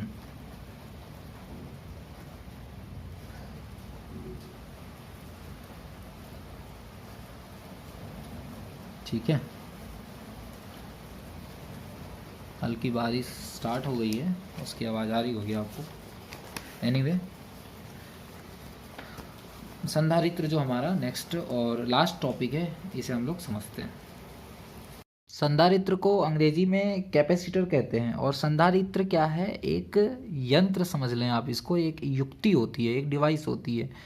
अब आपने यहाँ पर देखा कि अगर रेडियस ज़्यादा होती है यानी आकार ज़्यादा होता है तो उसकी धारिता ज़्यादा होती है। ये बात तो सही है कि अगर बड़ी बाल्टी लेंगे हम लोग तो उसमें ज़्यादा पानी आएगा। उसी तरीके से अगर बड़ा हम लोग गोला लेंगे तो उस पर ज़्यादा हम लोग क्या कर सकते हैं, उसमें ज़्यादा चार्ज स्टोर कर सकते हैं और फलस्वरूप हम लोग ज़्यादा से ज़्यादा एनर्जी उसमें स्टोर कर सकते हैं, जो हमारे लिए फ़ायदेमंद है। ये तो सही है, लेकिन ये बेनिफिशियल नहीं है। ये तो हमें पता है कि हाँ, रेडियस अगर ज़्यादा होगा, यानी बड़ा अगर गोला लेंगे तो हमें कैपेसिटेंस हमें ज़्यादा मिलेगा। लेकिन हम क्या चाहते हैं कि हमें आकार बड़ा ना लेना हो, क्योंकि ये अच्छा नहीं होता है कि कोई यंत्र का आकार बहुत ज़्यादा हो। हम चाहते हैं कोई भी यंत्र हो, कोई भी डिवाइस हो, युक्ति हो, उसका साइज़ कम से कम हो। तो हमारा अगला उद्देश्य यही है, मतलब संधारित्र जो ये जो डिवाइस बनाई गई है, संधारित्र कैपेसिटर जो बनाई गई है, जो कैपेसिटर होते हैं वो एक्चुअली वही एक ऐसी इस प्रकार की युक्ति होती है जिसमें क्या करते हैं कि कम आकार में, आकार को कम रखते हुए हम लोग कैपेसिटेंस ज़्यादा कर सकते हैं। तो आपको समझ में आ गया कि संधारित्र क्या है। उसमें यही किया जाता है कि संधारित्र एक ऐसी युक्ति होती है जिसमें किसी चालक के आकार में वृद्धि किए बिना, ध्यान से देखा आपने, आकार में वृद्धि किए बिना, क्योंकि आकार बढ़ाकर तो हम संधारित्र की आकार बढ़ाकर तो हम धारिता वैसे ही बढ़ा सकते हैं किसी चालक की। तो संधारित्र का क्या होता है, संधारित्र में ऐसा क्या विशेष है, तो इसमें ये विशेषता है कि आकार में वृद्धि किए बिना ये धारिता बढ़ाता है। कैसे बढ़ाता है, तो आवेश की स्थिर मात्रा यानी आवेश को स्थिर करता है और उसके विभव में कमी कर देता है। विभव में कमी करके ये चालक की धारिता में वृद्धि करता है। क्लियर है। तो संधारित्र क्या है, संधारित्र एक प्रकार की युक्ति है जिसमें आकार में वृद्धि किए बिना उसके विभव में कमी करके चालक की धारिता में वृद्धि की जाती है।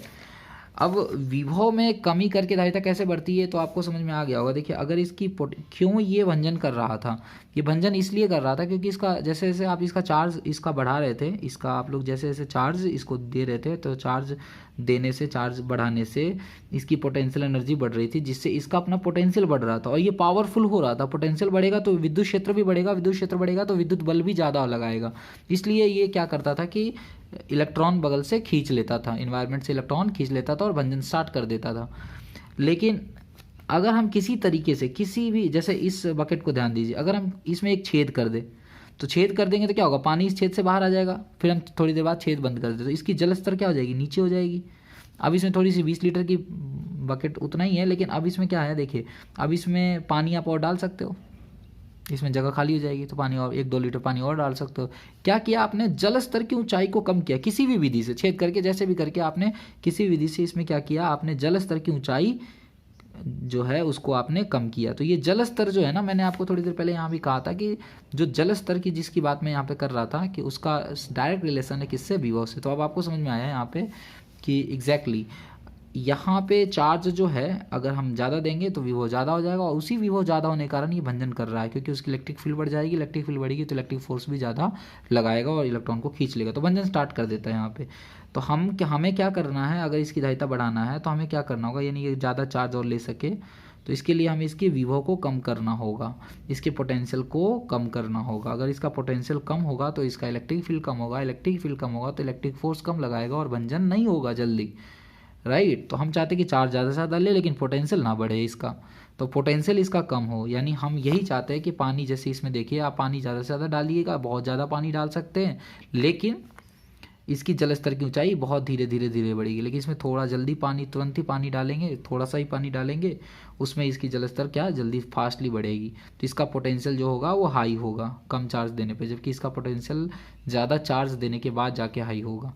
तो इस तरीके से आपने देखा कि अगर कैपेसिटी बढ़ानी है तो आपको पोटेंशियल कम करना होगा। पोटेंशियल चार्ज देने से पोटेंशियल बढ़ता है, तो आपको करना क्या है कि चार्ज ज़्यादा देना है, तो चार्ज ज़्यादा देना है तो पोटेंशियल को कम से कम रखना होगा। ये बात बिल्कुल अच्छे से याद कर लीजिए कि कैपेसिटेंस बढ़ाने के लिए विभव में कमी की जाती है, विभव में कमी करनी पड़ती है।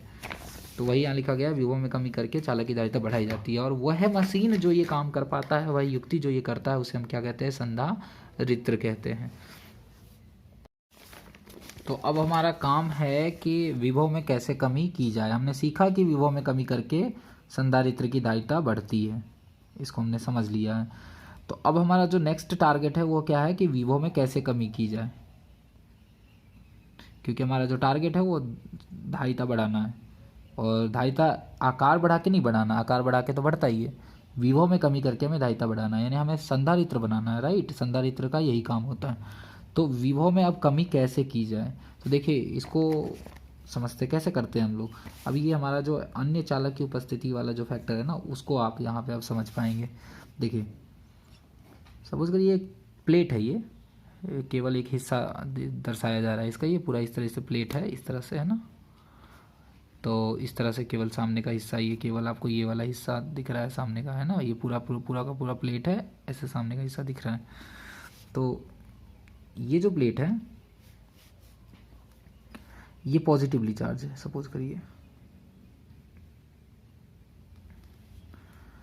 अब हम क्या करेंगे, अच्छा ये पॉजिटिवली चार्ज है, इसकी अपनी एक कैपेसिटी है पॉजिटिव चार्ज लेने की, सपोज करिए इसने अपना मैक्सिमम जो चार्ज ये ले सकता है उसने ले लिया है, ठीक है। हम इसके, अच्छा इसके आसपास क्या है, माध्यम है, ठीक है, कोई माध्यम हो सकता है, हवा या निर्वात भी ले सकते हैं, या फिर हम लोग ये भी ले सकते हैं, कोई पर्टिकुलर परावैद्युत पदार्थ भी ले सकते हैं। हमने क्या किया, इसका अपना एक पोटेंशियल है, इसके पास अपना एक चार्ज है Q प्लस Q मान लेते हैं, इसका अपना एक पोटेंशियल है V कुछ है अभी फ़िलहाल, चूँकि अपने मैक्सिमम लिमिट में पहुंच चुका है, इसकी अपनी कैपेसिटी थी तो उस हिसाब से अपने मैक्सिमम पोटेंशियल पे ये पहुंच चुका है। इसके निकट में हम एक दूसरा प्लेट लेकर आएंगे, इसके निकट में हम एक दूसरा प्लेट लेकर आएंगे, ठीक है, इस तरीके से। एक प्लेट ये है, इसको प्लेट समझ ले, और ये एक दूसरा प्लेट है। तो ये प्लेट बेसिक हमारा मेन जो फंडामेंटल प्लेट है ये, इसके विभव में कमी करने के लिए, इसके विभव में कमी करने के लिए हम इसके पैरेलल में एक दूसरा प्लेट लेकर आएंगे, इस तरीके से पैरेलल में ये प्लेट आया। तो ये जो प्लेट है ये न्यूट्रल प्लेट है, इसके पास कोई चार्ज नहीं है, जीरो चार्ज है, लेकिन प्लेट है तो इसके अंदर इलेक्ट्रॉन होंगे ही, और जो प्रोटॉन होते हैं जो पॉजिटिवली चार्ज होते हैं वो होते ही हैं, यानी इसके अंदर पॉजिटिव और नेगेटिव चार्जेस हैं एक्चुअली में, लेकिन जितने पॉजिटिव उतने नेगेटिव है, तो इसलिए जो टोटल चार्ज है वो क्या है, जीरो है, न्यूट्रल है, ये न्यूट्रल प्लेट है। लेकिन केवल प्लेट को लाने मात्र से इसके विभव में कमी हो जाएगी, और इसके विभव में कमी होते ही और चार्ज लेने के लिए रेडी हो जाएगा, और चार्ज लेने के लिए रेडी हो रहा है, मतलब इसकी धारिता बढ़ रही है। वो कैसे, देखिए जैसे इसके निकट में हम लाएंगे तो क्या होगा, ये जो पॉजिटिव चार्जेस जो है ना, ये पॉजिटिव चार्जेस वो इसके इलेक्ट्रॉन, इसके अंदर जो इलेक्ट्रॉन्स हैं उनको अपनी ओर पोलराइज करेगा। ध्रुवन की जो घटना है वो यहाँ पे होगी, राइट। इसके अंदर आपको पता है इसके अंदर पॉजिटिव और नेगेटिव दोनों हैं, लेकिन ये पॉजिटिव चार्जेस इधर हैं, इसके निकट में है। ये पॉजिटिव चार्जेस जो हैं इसके अंदर के इलेक्ट्रॉनों को एक साइड कर लेंगे इस तरीके से, अंदर की ओर इस तरीके से अपने ओर इसको आकर्षित करेंगे, पोलराइज करेंगे। एक तरीके से इस प्लेट में क्या हो रहा है, ध्रुवन की घटना घटित हो रही है। तो पॉजिटिव चार्जेस अगर एक तरफ आ गए तो दूसरी तरफ उतने ही क्या हो जाएंगे, सॉरी ये नेगेटिव चार्जेस जो हैं वो एक तरफ आ गए तो जो दूसरी साइड क्या है, पॉजिटिव चार्जेस जो हैं वो अपने आप एक तरफ व्यवस्थित हो जाएंगे, राइट। टोटल चार्जेस अभी भी इसका देखा जाए तो अंदर की ओर आया -q और बाहर की ओर आया +q, तो टोटल चार्जेस अभी भी इसका क्या है, 0 ही है, ठीक है, टोटल जोड़ा जाए तो। अब एक फैक्टर है उसको समझिए, देखिए इन दोनों के बीच की दूरी, यानी इस प्लेट से इसकी जो दूरी है वो थोड़ी कम है, और इस पॉजिटिव चार्जेस से इस पॉजिटिव चार्जेस की दूरी थोड़ी ज़्यादा है, यानी ये इसके अंदर है, ये जो नेगेटिव चार्ज है वो इस प्लेट के अंदर है, और ये जो पॉजिटिव चार्जेस है वो इस प्लेट के बाहर है। तो अंदर वाले जो हैं वो इसके थोड़े निकट होंगे और ये थोड़े दूरी पर होंगे। आपने फॉर्मूला पढ़ा F = K Q1 Q2/r², यानी F जो होता है वो व्युत्क्रमानुपाती होता है किसके, दूरी के वर्ग के। कूलॉम्स लॉ में आपने ये पढ़ रखा है, राइट। तो कूलॉम्स लॉ में जब आपने ये पढ़ा हुआ है इस चीज़ को, तो आपको पता होगा कि दूरी अगर ज़्यादा लेते हैं, दूरी अगर बढ़ाते हैं तो उससे क्या होता है, फोर्स कम लगता है। तो आप बताइए ये जो है वो किस पर फोर्स ज़्यादा लगाएगा, बताइए किस पर फोर्स ज़्यादा लगाएगा, इस वाले नेगेटिव पर या पॉजिटिव पर। तो नेगेटिव वाले पर फोर्स ये अपनी ओर लगाएगा और अट्रैक्ट करेगा इनको, और वो क्या होगा, स्ट्रॉन्ग होगा, थोड़ा सा, ज़्यादा नहीं लेकिन थोड़ा सा। और पॉजिटिव वाले, ये जो पॉजिटिव चार्जेज है और ये जो पॉजिटिव चार्ज है, तो पॉजिटिव में क्या होगा, रिपल्सन होगा, नहीं ये जो पॉजिटिव चार्ज है इन पॉजिटिव चार्जेस को धक्का देंगे इधर की ओर, और वो क्या होगा, लेस होगा। तो इस पर नेट फोर्स लगेगा किधर की ओर, इधर की ओर, क्योंकि इधर फोर्स थोड़ा ज़्यादा है और इधर फोर्स थोड़ा कम है। यानी ये जो पॉजिटिव चार्ज है वो क्या करेगा, ये जो पॉजिटिव प्लेट है वो क्या करेगा, इस प्लेट को पोलराइज कर देगा, यानी अपने ओर क्या करेगा, नेगेटिव को अट्रैक्ट कर लेगा और पॉजिटिव को रिपेल कर देगा। तो एक सिस्टम सा जनरेट हो गया। अब हम करते क्या हैं, देखिए ये पॉजिटिवली चार्ज है और ये क्या है, नेगेटिवली चार्ज है, और ये इधर क्या हो जाएगा, पॉजिटिव चार्ज। तो अब हम करते क्या हैं कि इसकी अर्थिंग कर देते हैं, और अर्थिंग करके क्या करते हैं, अर्थिंग करते ही ये जितने के जितने पॉजिटिव चार्ज है वो कहाँ चले जाते हैं, अर्थ में चले जाते हैं, और अर्थ में चले जाते हैं तो हमारे पास सिस्टम क्या बच जाता है, इसके पास +q और इसके पास -q।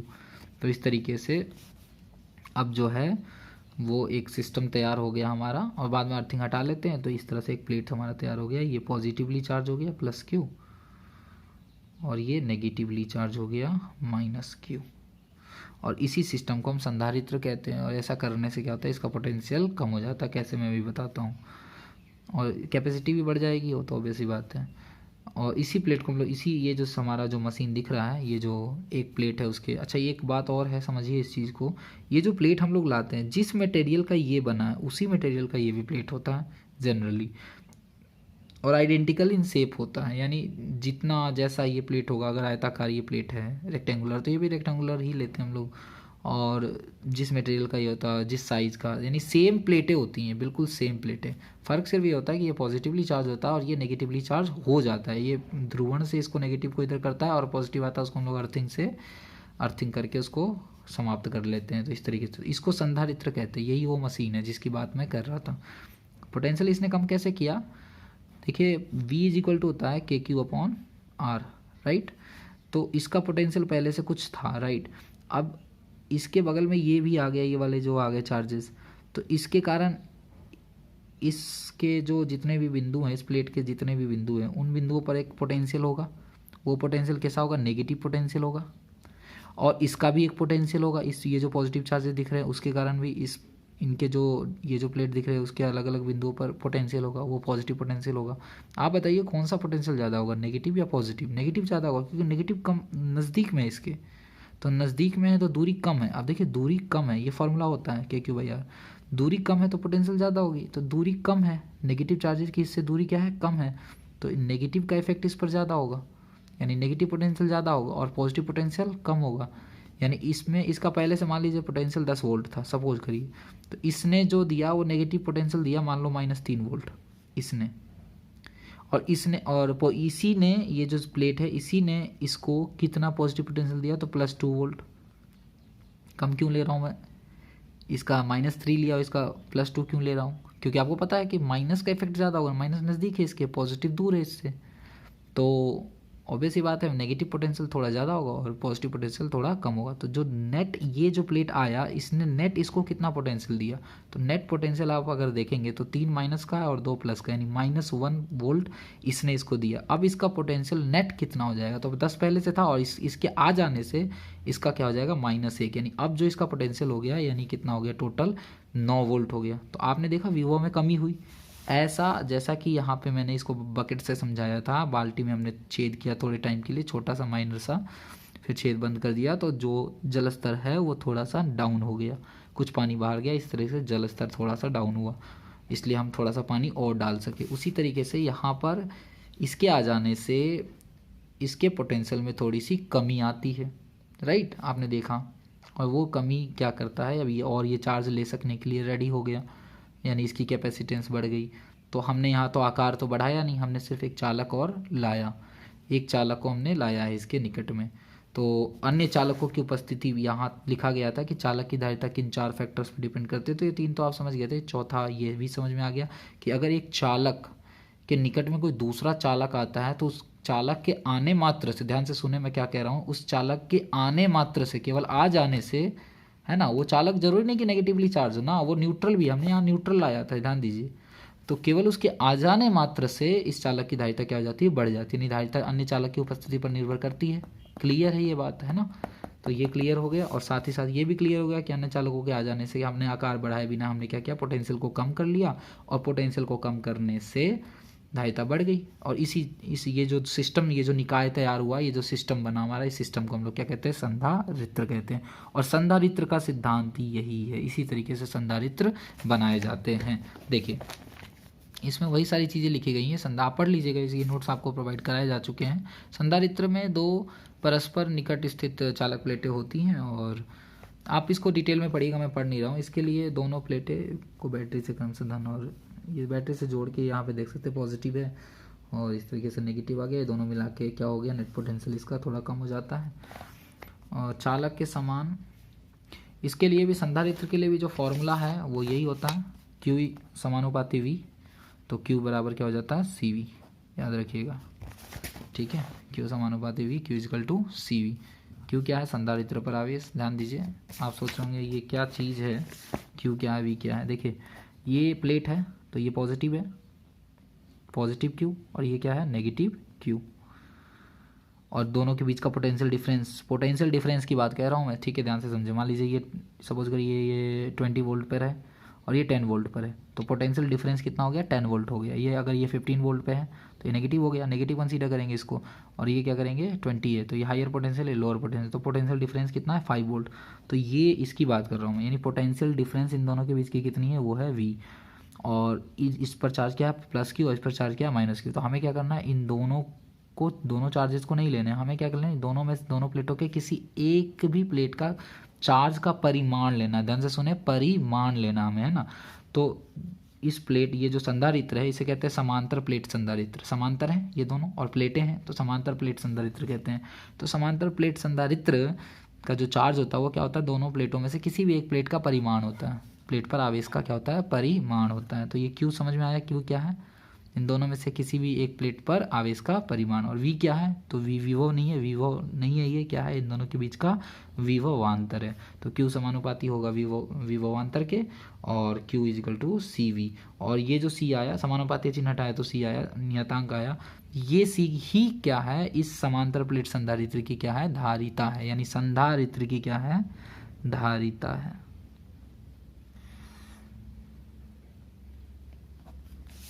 देखिए क्यू क्या है, संधारित्र पर आवेश, सी क्या है, संधारित्र की धारिता, और वी क्या है, संधारित्र की प्लेटों के मध्य का विभवांतर। अंडरलाइन किया गया है, क्या है ये, विभवांतर। संधारित्र एक मशीन है और इस मशीन को अगर हर मशीन की जो भी धारिता होती है, जो भी उसकी प्रॉपर्टी होती है, तो उसको एक संकेत से दर्शाया जाता है। जैसा कि आपको पता है कि जैसे आपने 10th में पढ़ा होगा लोअर कक्षाओं में कि इस तरीके से हम लोग किसको दर्शाते हैं, रजिस्टेंस को दर्शाते हैं, प्रतिरोध को दर्शाते हैं आर। उसी तरीके से संधारित्र की धारिता को हम लोग इस तरीके से दर्शाते हैं अगर फिक्स धारिता होगी तो। जैसे अगर फिक्स ओम होगा, जैसे फिक्स ओम का रजिस्टेंस होगा, जैसे मान लो 10 ओम का है, तो उसको इस तरीके से दर्शाते हैं। लेकिन अगर ये एक ऐसा रजिस्टर है जिसकी रजिस्टेंस की वैल्यू बदल रही है ना, बढ़ती घटती है, तो फिर हम लोग एक एरो लगाते हैं, यानी वेरिएबल है, यानी तब हम इसको फिक्स नहीं बताएंगे, तब क्या होगा, इसकी वैल्यू बढ़ती घटती रहेगी। उसी तरीके से संधारित्र की जो धारिता होती है अगर फिक्स है तो उसे हम लोग इस तरीके से दर्शाते हैं, ये संकेत है। लेकिन अगर वो बढ़ती घटती है तो फिर इस तरीके से दर्शाना पड़ता है। ठीक है, यहाँ पर लिखा गया है नियत धारा का संधारित्र है और ये परिवर्ती धारा का संधारित्र है। क्लियर है।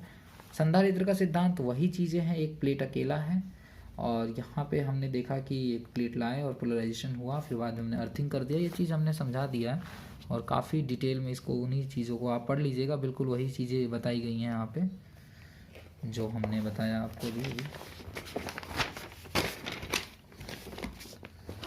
ये देखिए,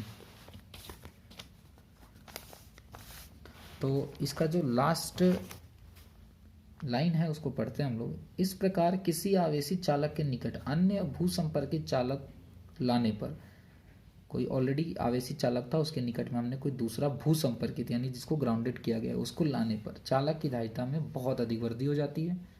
कैसे होती है, विभव में कमी होती है। राइट, बताया मैंने, विभव में कमी होती है, आकार बढ़ाने की जरूरत नहीं पड़ी और धारिता हमारी बढ़ गई। यही संधारित्र का क्या है, सिद्धांत है। तो संधारित्र का सिद्धांत ये आपको एग्जाम में आएगा तो ये लिखना होगा, 2-3 लाइन जो है इसको लिखना होगा। अब चालक, ये संधारित्र जो होते हैं ना, संधारित्र वो 3 प्रकार के होते हैं और किस आधार पे इसको देखते हैं हम लोग, तो चालकों के आकृति के हिसाब से हम लोग हमने इसको बांटा है। तो आकृति के हिसाब से जो संधारित्र होते हैं वो टोटल होते हैं 3 प्रकार के। तो यहाँ पे आप ध्यान देंगे, जो हमारा कैपेसिटर होता है वो होता है 3 प्रकार का। ठीक है, एक तो होगा PPC, दूसरा होगा SC और तीसरा होगा CC। अब ये क्या है, PPC, SC और CC? पैरेलल प्लेट कैपेसिटर, समांतर प्लेट संधारित्र, जो मैंने यहाँ पे बताया यही होता है समांतर प्लेट संधारित्र। इसमें 2 रेक्टेंगुलर प्लेटें होती हैं, एक रेक्टेंगल इसको समझ लीजिए आप, एक रेक्टेंगल इसको समझिए और एक रेक्टेंगल इसको समझिए। तो ये और ये इस तरीके से पैरेलल प्लेट कैपेसिटर होता है। जो फैन में लगे होते हैं वो पैरेलल प्लेट कैपेसिटर ही होते हैं। दिखते सिलेंड्रिकल हैं वो, लेकिन एक्चुअली उनके अंदर प्लेटें होती हैं जो रेक्टेंगुलर प्लेटें होती हैं। तो ये पैरेलल प्लेट कैपेसिटर हो गया। ठीक है, पहला टाइप। दूसरा टाइप है SC। SC यानी स्फेरिकल, सिलेंड्रिकल नहीं, स्फेरिकल, स्फेरिकल कैपेसिटर यानी गोलीय संधारित्र। और तीसरा है सिलिंड्रिकल, है ना। तीसरा क्या है, ये दूसरा तो स्फेरिकल हो गया, स्फेरिकल यानी गोलीय, गोला, गोला को कहते हैं स्फेयर, तो स्फेरिकल संधारित्र। और ये हो गया सिलिंड्रिकल, सिलिंड्रिकल सिलेंडर के शेप में होता है ये, है ना, बेलनाकार। तो 3 तरह के संधारित्र हो गए, समांतर प्लेट संधारित्र, गोलीय संधारित्र और बेलनाकार संधारित्र। ठीक है, तो पढ़ना हमें क्या है, पढ़ना हमारे सिलेबस में पढ़ना है PPC और SC, ये 2 हमें पढ़ने हैं। ये CC हमारे सिलेबस में नहीं पढ़ना है। तो बच्चों आज के लिए बस इतना ही।